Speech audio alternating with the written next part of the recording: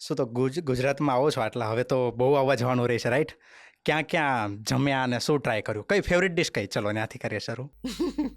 Favourite dish તો મારી એકદમ જ સિમ્પલ ફેવરેટ ડિશ છે, બાજરીનો રોટલો, ઓહો, ગોળ અને છાશ. આ તો દિવાળી ક્યાં કરી? ગામડે કરી કે? આ વખતે દિવાળી મુંબઈ કરી હતી. હા હા. અમારા ગામડાના ઘરમાં બહુ બધા મધુમક્ખીના છત્તા થઈ ગયા છે અને અમે રહ્યા પ્યોર જૈન, એટલે અમે કાઢી ના શકીએ, એટલે એને શું કહેવાય, શુદ્ધ તરીકાથી એને કાઢવાના પ્રયાસ ચાલુ છે હમણાં. એ નીકળશે ને પછી પાછા જઈશું દેશમાં.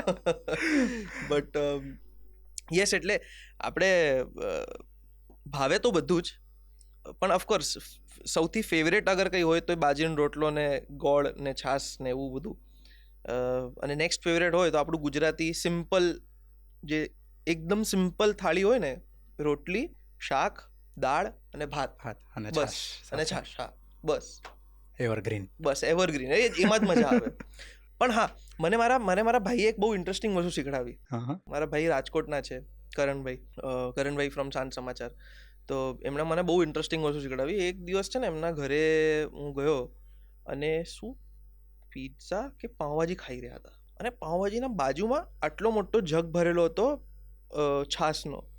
મેં કીધું છી, પાઉંભાજી જોડે છાશ કોણ પીએ? છી. યુઝ્યુઅલી ફેન્ટા કોઈ પીતું હોય મુંબઈમાં, આવી રીતે એક ઓલું કોમ્બો મીલ મળતું હોય ભાઈ, મેનુમાં કોમ્બો મીલ બકાયદા લખેલું હોય કે pav bhaji plus 2 thumbs up, pav bhaji 2 Sprite, એ રીતે લખેલું હોય. છાશ કોણ પીવે યાર? છી, એવું કેવું વિયર્ડ ટેસ્ટ, આમ ઇમેજિન કરીને બહુ વિયર્ડ લાગતું હતું.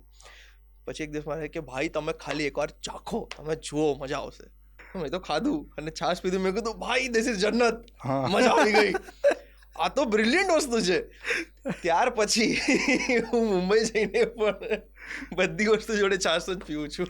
પણ એકચ્યુઅલી અહીંયા આપણે ઘરે પાવભાજી બનતા હોય, ઇવન ઘરે પિઝા બી બનતા હોય ને, પિઝા સાથે તો છાશ ના જ હોય, બરાબર? પણ અહીંયા છે અને મજા આવે છે. તમને મજા આવે છે, બધું અલગ વાત છે, મજા આવે છે વાત છે યાર, મસ્ત ફ્લેવર લાગે છે એનું, એટલે એની આદત થઈ ગઈ મને હવે.